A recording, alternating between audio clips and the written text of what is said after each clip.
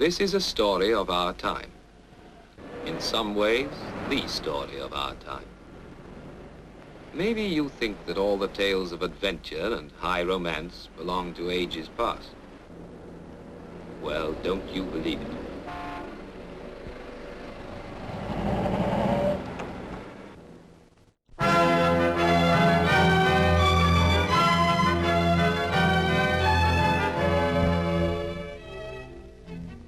Today, life tends to keep your feet on the ground and your eyes in blinkers.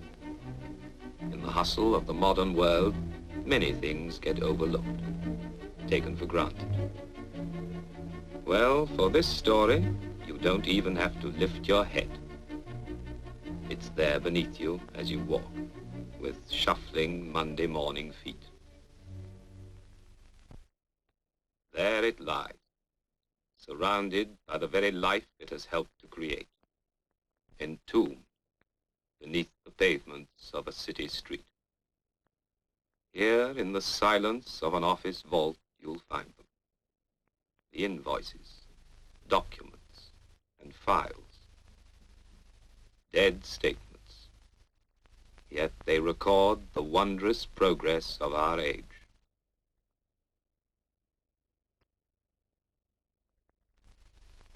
Yes, that's how the whole thing started, with a few letters and an agreement made by a man called Darcy. The year, 1901.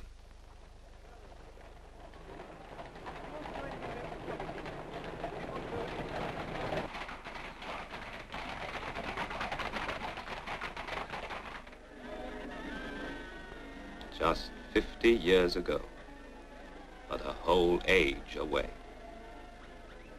when pleasures were simpler and life less complicated, when the world was large and hadn't started closing in, when horsepower seemed to mean the power of a horse.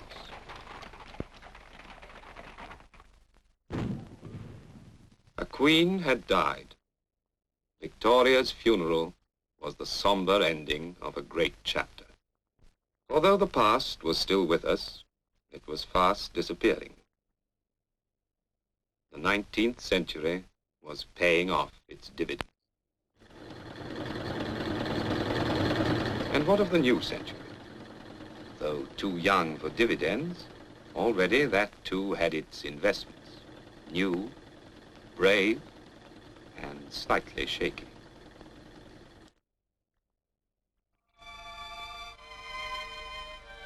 Aye, an agreement. To search for, obtain, render suitable for trade, carry away and sell petroleum. Throughout the whole extent of the Persian Empire, except the 5 northern provinces.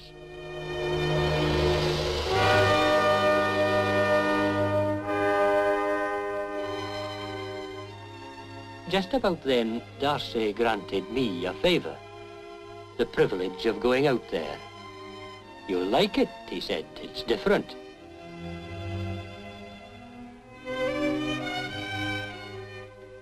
Yes, Persia was different, interesting, intriguing in fact. But we didn't get time to get diverted from our purpose. For our objective lay not in the cities, but way beyond, up in the hills.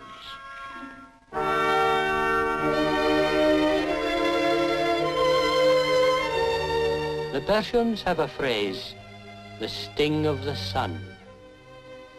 And in all our travels, well, we had reason to believe it. For a man to cross that country unhampered was bad enough. What we faced was near murder.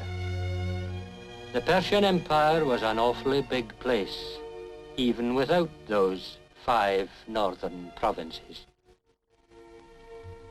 The man in charge was G.B. Reynolds, a fine man, sensitive. In some people's eyes, a difficult man. Back at head office, they didn't know which they disliked most, Reynolds' periods of silence, which were frequent, or his reports when they came. Reports like these. Thousands of grasshoppers have chosen the stream as a graveyard. One of the chiefs is as full of intrigue as a nightingale's egg is pregnant with music. Will head office please arrange to send out McConnelly's mother? We knew there was oil in Persia because the old surface seepages showed it. But could we strike it in commercial quantities? Reynolds had a hunch for the south, but the geologists recommended the north. And in 1902, the Darcy Exploitation Company was putting up its first derricks, 300 miles northwest of the Persian Gulf.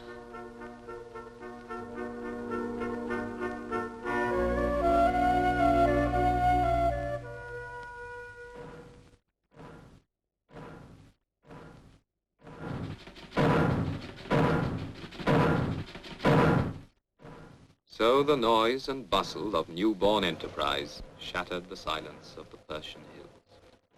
Machinery, crude and primitive, for these were still the early days of modern science.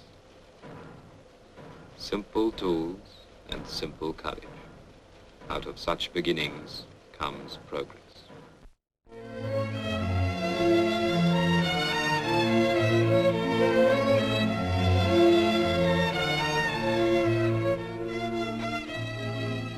So 6 long years went by, and we were still at it. We'd tried here, we'd tried there. There'd been a spurt in the north, but the oil had dried up. It was called the Syndicate now, not the Exploitation Company. But it was the same desert.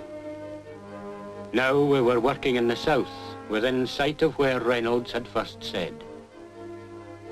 But now the cash and the patience back in London were running out.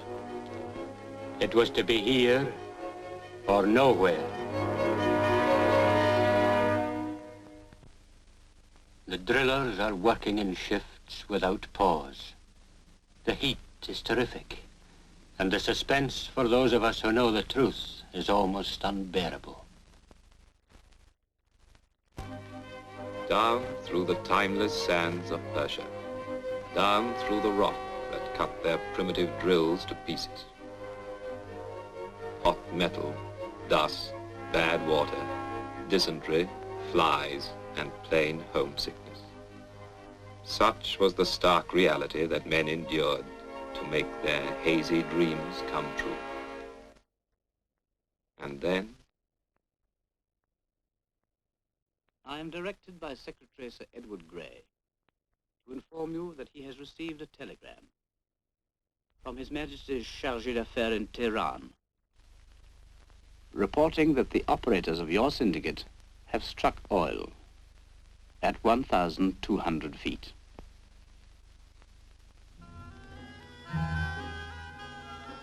that day the caravan set off across the plains of Isfahan, past the ruins of Derricks.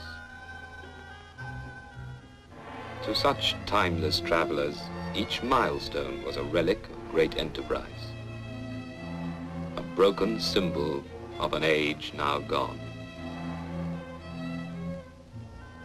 But that day, there rose before them the symbol of an age and of an enterprise to come. Yes, we were burning off the waste. We'd struck oil.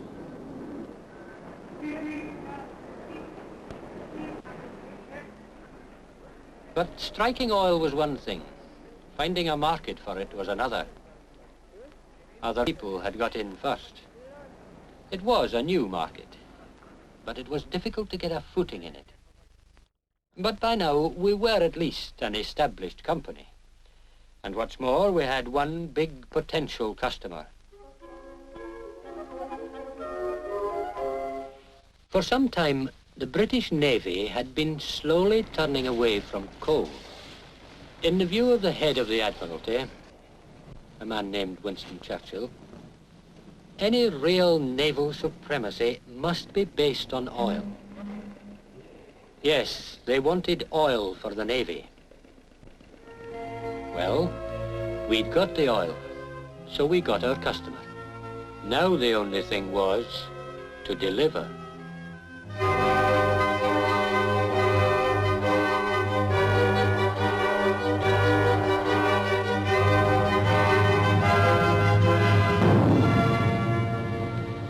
Hacking and blasting hundreds of miles of roads out of the hard rock of the hills. Bringing up every tool and every screw by mule and wagon. Through the rivers and along the rough tracks, where there were any tracks. And where there weren't, we had to carry the stuff as best we could.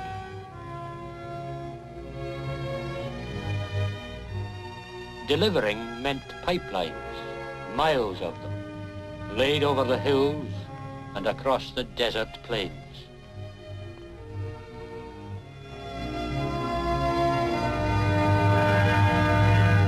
The gear was often crude in the extreme, and yet, considering all things, wonderfully effective. The rest was toil, sweat, and faith in the job. It had taken us no less than 12 years from the time of Darcy's agreement to the moment when the first oil was getting away. And little did we know it, it had all been a race against time.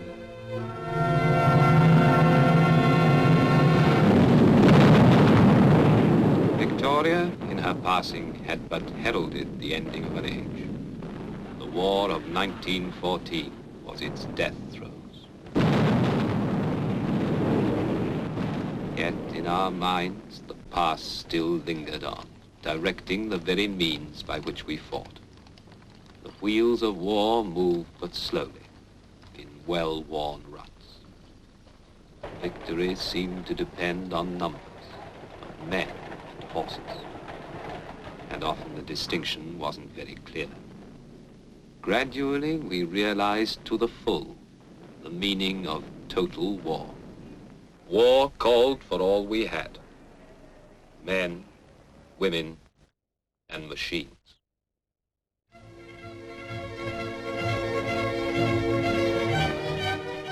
And so the petrol engine drove into battle to revolutionize war and to revolutionize itself in the process. Man was the master, and oil was but his servant, to use as he thought fit.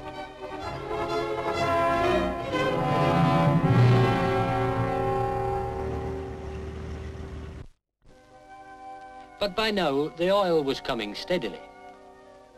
Down from Tembe pumping station, down the long pipelines, over the hills, and across the desert to Abadan. Abadan, just a few chimneys and boilers on the sandy shores of a Persian river. There, in crude stills, we were refining. A bit hit and miss by modern standards, but refining all the same. Off the jetty, we had our first specially built tankers, loading for the long trip for Europe and the battlefronts.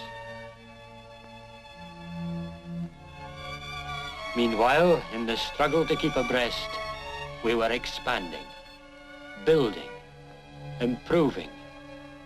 For ours was the stuff to win the war.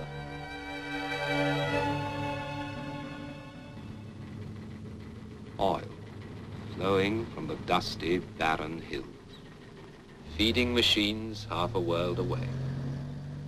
Oil that in the ultimate spelt victory.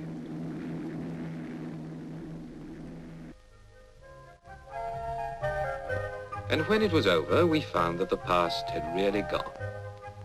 And we were faced with the shape of things to come. We knew that the world could never be quite the same again. We turned our caps back to front, fixed our eyes on the road ahead. For we were determined to be different, if it killed us.